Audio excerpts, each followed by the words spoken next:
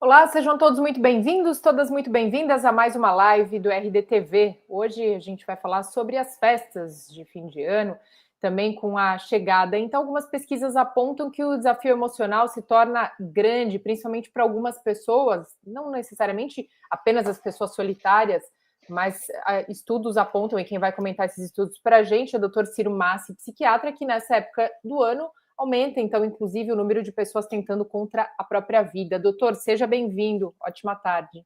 Muito obrigado. Olá, Mariana. Olá a todos, todas. Doutor, vamos lá. Por que o fim de ano é um desafio emocional, né? Nos bastidores, o senhor me falava que tem uma tríade aí.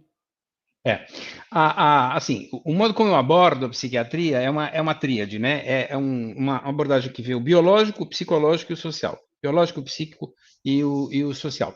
Então, assim, o que se sabe? No final do ano e nas segundas-feiras, não é só no final do ano, o que eu vou falar agora vale para as segundas-feiras também, né? Tem uma pesquisa que diz o seguinte, olha, aumenta muito o número vamos chamar de descompensação emocional, inclusive de suicídio. Né? Então, isso já é um dado comprovado no mundo todo, né? É uma coisa que acontece mesmo. E por que isso acontece? Então, existem várias teorias que podem estar explicando esse fenômeno, que é real, que é concreto, é esperado, e a gente tem que atuar, ponto. Em primeiro lugar, nós vamos ter o fenômeno da chamada discrepância, né? Que é uma dissonância, é um desvio entre aquilo que a gente espera e aquilo que está acontecendo, entre as nossas expectativas e a realidade. Né? Então, aí nós temos uma série de influências, nós podemos começar pelo lado social, nós temos uma série de influências que nos dão impressões falsas, e a gente acaba tendo uma impressão falsa daquilo que a gente é, das nossas expectativas, né? Então, assim, se você olhar a, redes sociais, se você olhar notícias, se você olhar ao redor, parece que só você que está se ferrando, né? Porque está todo mundo lindo, todo mundo maravilhoso, tudo é lindo, e só eu que tenho problema, que estou com dificuldade financeira, que não estou conseguindo atingir minhas metas. Olha, não, né? Então, assim, é um fator que está doando. Agora, é um fator causador ou é um fator desencadeante? Ou seja, isso causa problema ou desencadeia problema em quem já tem alguma coisa, né? Os dois. Então, assim, de maneira geral, a comparação é uma causa bastante conhecida, já tem pesquisa, acredite em mim, não preciso citar pesquisa, mas já tem pesquisa de monte que comprova que a comparação ela é péssima, ela é sempre péssima, né? Em primeiro lugar, ela tira seu poder. Por quê? Porque você coloca na mão dos outros aquilo que você é, aquilo que você está realizando. Então, você já não está mais de olho no teu prazer, na satisfação, olhando no passado para ver aquilo que você cresceu, né? O quanto você caminhou em relação às circunstâncias da sua vida, não do resto, da sua vida, né? Você tira esse foco e coloca na mão dos outros. Então, olha, os meus 3 vizinhos trocaram de carro, eu não consegui trocar. Então, nossa vida, eu não estou tão bem assim. Não é assim, né? Se você olhar pontos do seu passado, você vai ver que você caminhou muito. Todas as pessoas, né? Caminharam muito, fizeram várias conquistas, né? A vida, ela não é uma linha reta, né? Não é linha reta assim no eletrocardiograma é morte. Assim, a vida sobe e desce, né? Ela é uma escadinha, você vai caindo, você tem altos e baixos. Isso é da vida, né? É inerente a estar vivo, né? Quem está vivo tem problema. Paz eterna, Mariana, é frase de cemitério, está escrito assim, paz eterna, né? Já era, cara. Então, assim, se você está vivo, você vai ter problema, né? Então, assim, a comparação é péssima. Se no último caso você tiver que se comparar, qual é a minha sugestão? Dá uma olhada para quem está abaixo de você. Então, assim, nos dias que você estiver muito mal, mas muito mal, uma medida emergente, está se achando assim, a titica do cavalo do bandido, nem sei se usa ainda essa expressão, mas assim, está se sentindo muito mal, porque em comparação aos outros eu estou ruim? Olha, faz o seguinte, dá uma olhada nas comunidades, dá uma olhada na população de rua, que é de cortar o coração, né? Se você parar para olhar a situação dessas pessoas, é de cortar o coração. Então, assim, olha a sua situação, mas tenta se comparar com pessoas que estão numa posição bem menos privilegiada que você, né? Tem uma frase aí que corre as redes sociais, mas eu achei fantástica, acho bem bonitinha, acho que dá para a gente parar para convidar para refletir nesse momento, né? Olha para a tua vida que mesmo com as dificuldades, alguém em algum outro lugar do mundo está sonhando em ter a vida que você tem, né? Então, assim, a gente acha que tá muito ruim, mas não tá. Olha, porque tem gente bem abaixo, né? E aí vem até uma sugestão para contrabalançar essa comparação social, que se chama voluntariado. Então, assim, se queixar, vai fazer alguma coisa, né? Então, assim, se você resolver botar a mão na massa, se você resolver realmente ajudar as pessoas que estão em situação de muita vulnerabilidade, que estão em situação muito delicada, você vai ver que você pode ser útil. Mas aí, Mariana, eu vou entrar no aspecto biológico e vou dizer, infelizmente, isso não é para todo mundo, tá? Então, assim, pessoas que têm transtorno psiquiátrico, têm transtorno emocional, talvez não devam utilizar essa minha sugestão. Essa minha sugestão é para pessoas que não estão sofrendo, não estão padecendo de transtorno psiquiátrico. Pessoas que sofrem, por exemplo, de depressão, que sofrem de transtorno de ansiedade generalizada marcante, transtorno de personalidade borderline, enfim, que tem um transtorno psiquiátrico em tratamento, tem que pensar bem nessa minha sugestão para ver se ela é interessante. Por quê? Porque, assim, acho que todo mundo conhece gente que um dia quebrou a perna, que teve lá um machucado feio, e quando piora o tempo, aliás, eles são marcadores do tempo, né? Essas pessoas avisam, ó, vai chover, porque elas começam a sentir dor, elas começam a sentir mal-estar, porque aquela região ficou muito sensibilizada.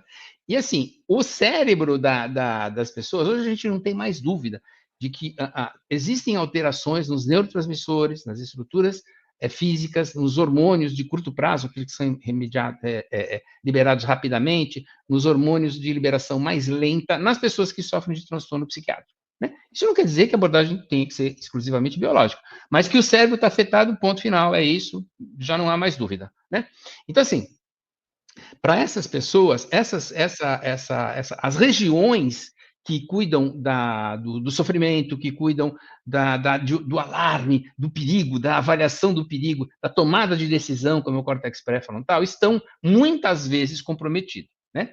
Então, assim, eu não tenho como saber, eu estou dando sugestões gerais. Então, tem que ser visto se essas pessoas que estão com essas regiões abaladas, né, podem enfrentar uma situação de, por exemplo, de voluntariado, se vai piorar muito. Né? Aí que ela vai achar que a vida não vale a pena, né? De ver tanto sofrimento, por exemplo.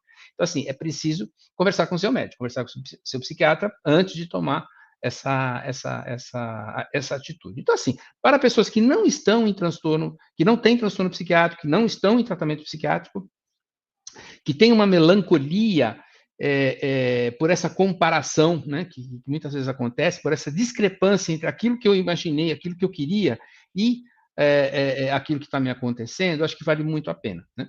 Tem até um outro trabalho, Mariana, bem interessante, que diz o seguinte: olha, se você tiver que se comparar com alguém, nunca se compare com quem está no primeiro lugar. Porque quem está em primeiro lugar, ele teve condições de vida, ele teve circunstâncias, as coisas aconteceram de uma tal maneira que dificilmente vai se repetir com você. Então, se tiver que se usar como modelo, como parâmetro, use sempre quem está em segundo, terceiro lugar, nunca quem está em primeiro. Né? Então, assim, os livros de autoajuda que me perdoem, mas não é parâmetro você pegar os campeões de tudo. Né? O parâmetro é sempre segundo lugar, olha, segundo, terceiro lugar. Esse é um parâmetro bacana, né? Porque o primeiro lugar, normalmente, repito, teve tantas circunstâncias, tantas coisas ao redor que aconteceram, que dificilmente você vai conseguir atingir e vai se frustrar, e vai se frustrar, Mariana.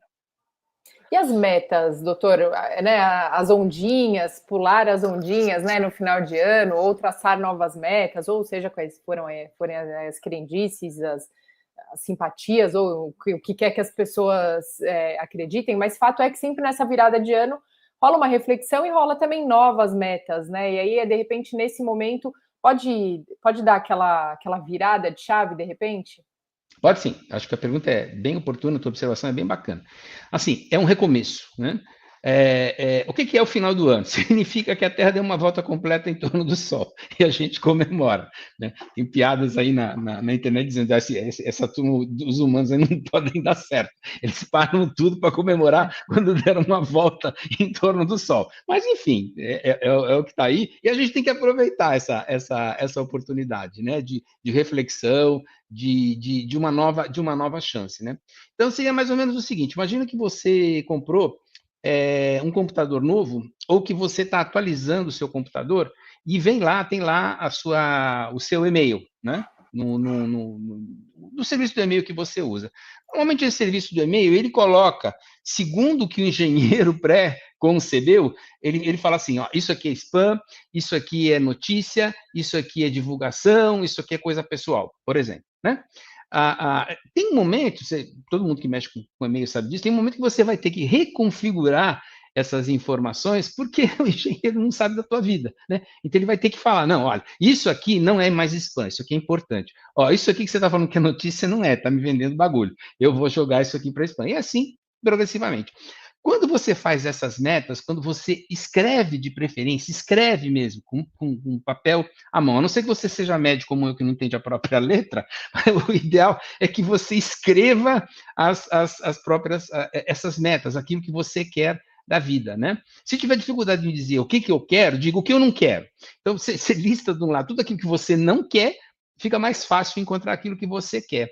Isso corresponde para o cérebro a organizar essa caixa de entrada dos e-mails. E aí você diz, olha, isso é importante, isso não é importante, e aí vai, né? Então o cérebro tem mais facilidade em localizar aquilo que é importante para a tua meta. Você disse para o cérebro, nós lidamos com volume, Mariana, de informações absurdamente alto todos os dias, né? O cérebro não dá conta, não dá conta. Então a gente o cérebro lança a mão de simplificações, de modelos genéricos para dizer isso é importante, isso não é, eu gosto disso, não gosto daquilo.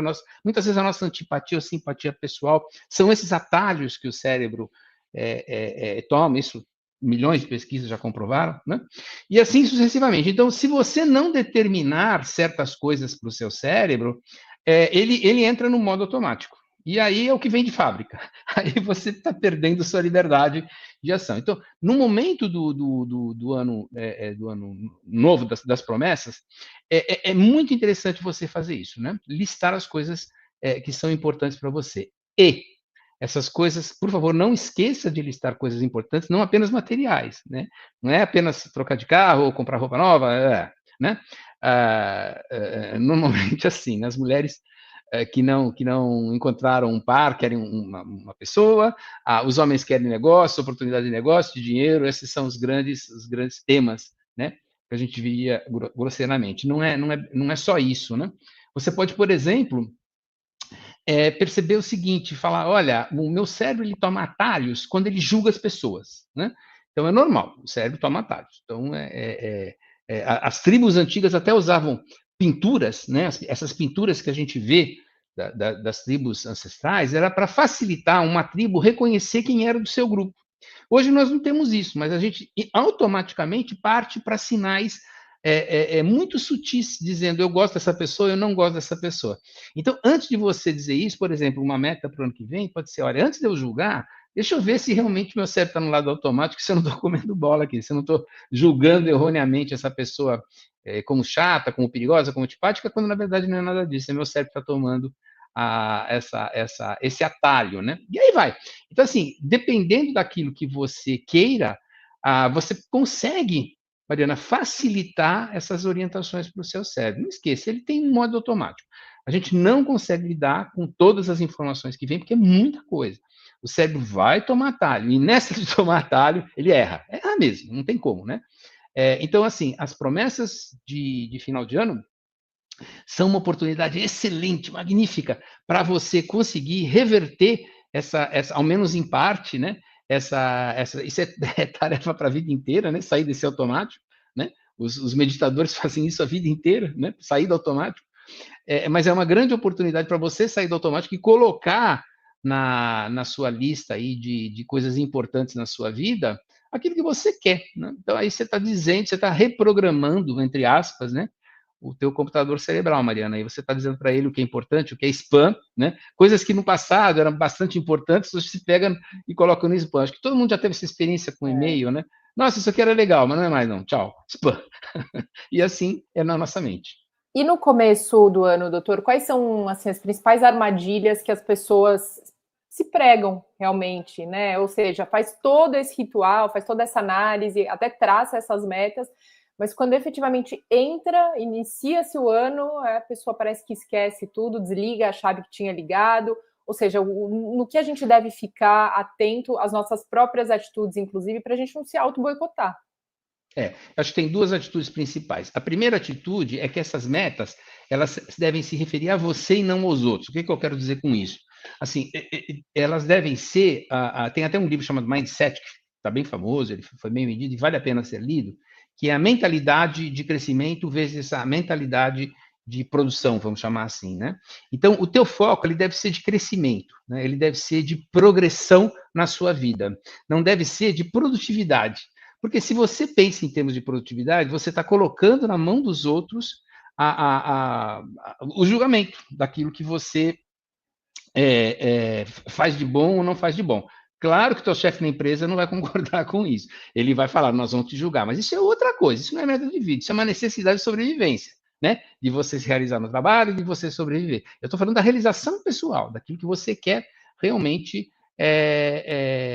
da sua vida, né? Então, você ter esse livro vale a pena ser lido, viu? Mindset. Você acha com muita facilidade. Então, assim, a meta deve ser voltada para a tua evolução, para o teu crescimento, para a tua estabilização, para a tua compleição, né? A tua realização pessoal, e não em termos de realização que os outros vão dizer aquilo que você quer. Então, esse é o primeiro erro. Se isso já não for feito assim, já comprometeu o restante, né? Você já vai tropeçar.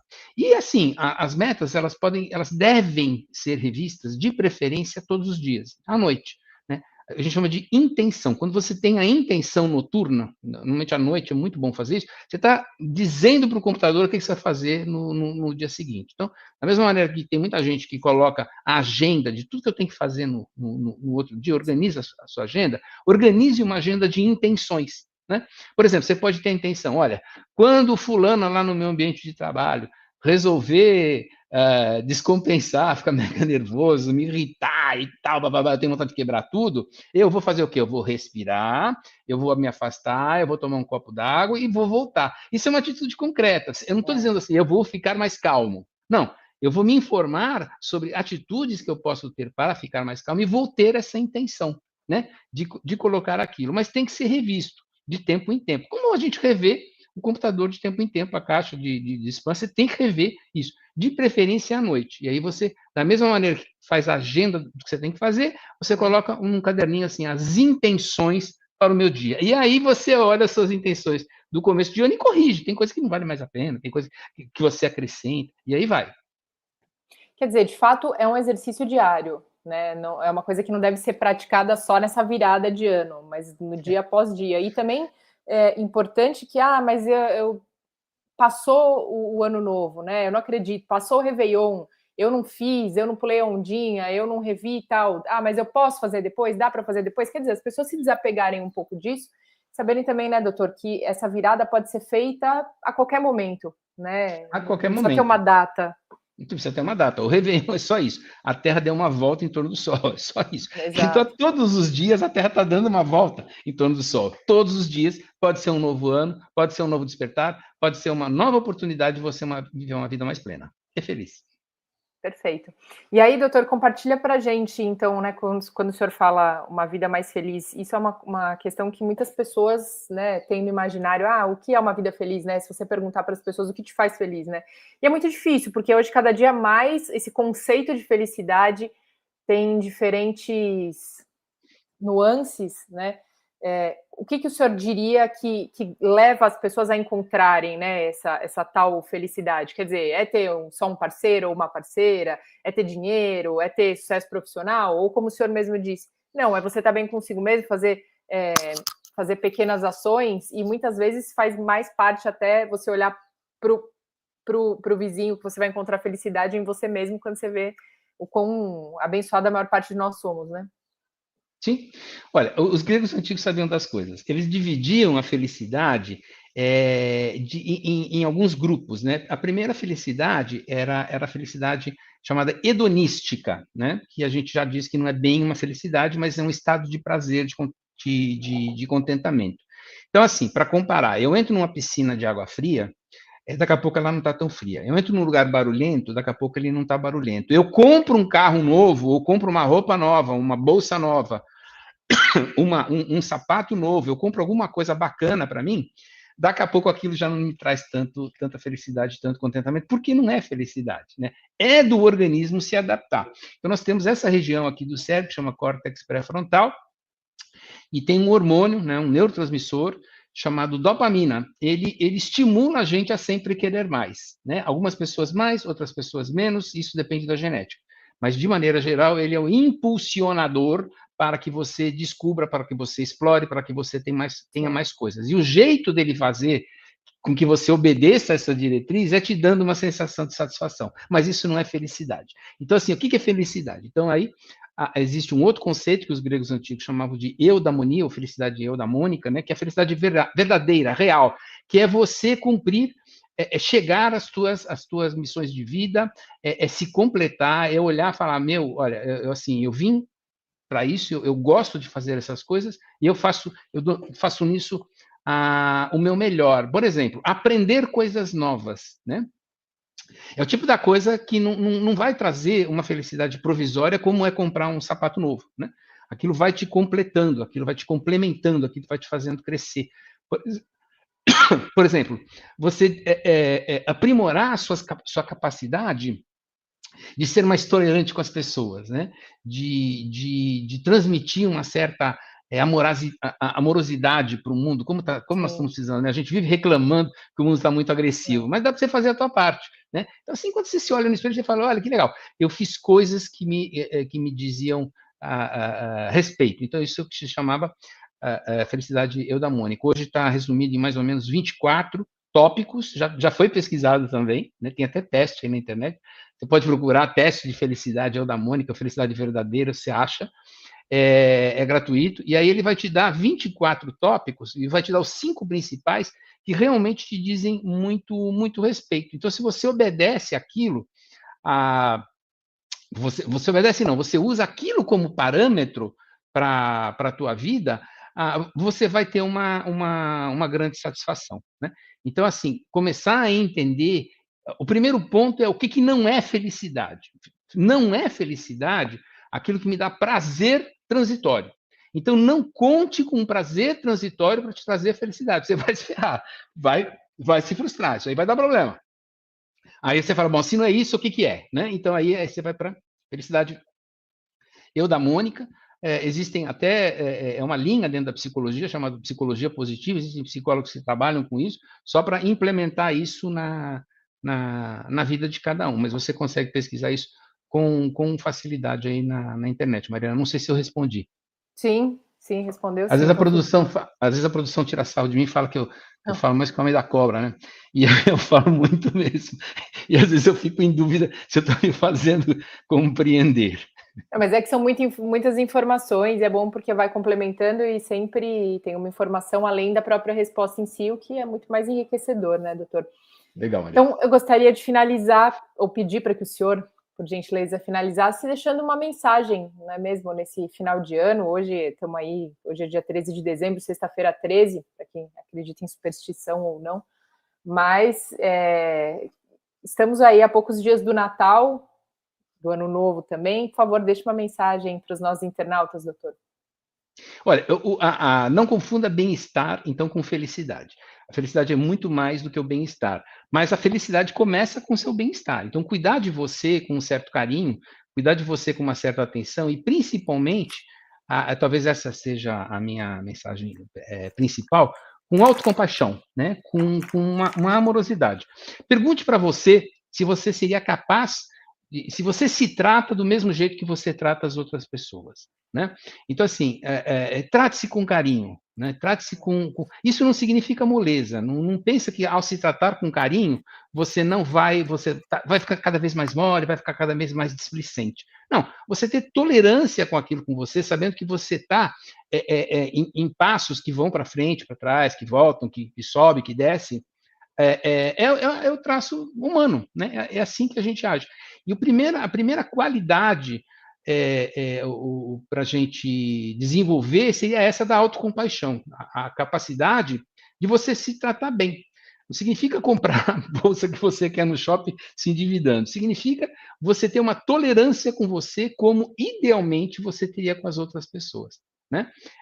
Então, assim, é bem interessante que você use até artefatos, né, para poder utilizar essa compaixão com as pessoas, né? Então, até é um dado interessante quando os mestres budistas lá vieram, né? Os profissionais de saúde mental chamaram os budistas e falaram: cara, eles têm um lance aí de felicidade, vamos convidar eles para vir.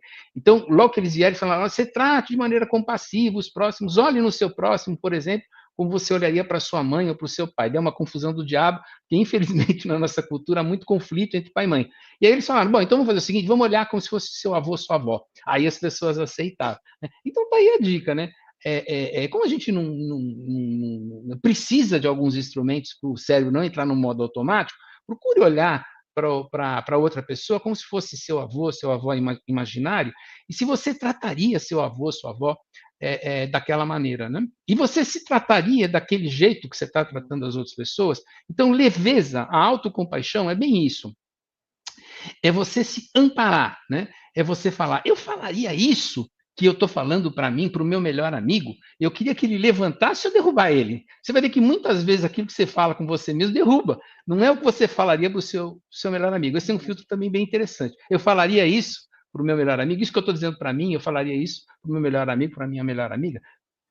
Pensa bem, provavelmente não. E aí você, ao se levantar, você vai conseguir aí, se tudo correr bem, atingir as suas metas, refletindo sempre do ano inteiro. E assim, uma meta bem bacana, vamos tentar fazer esse mundo um pouquinho melhor daquilo que a gente encontrou. Boas festas.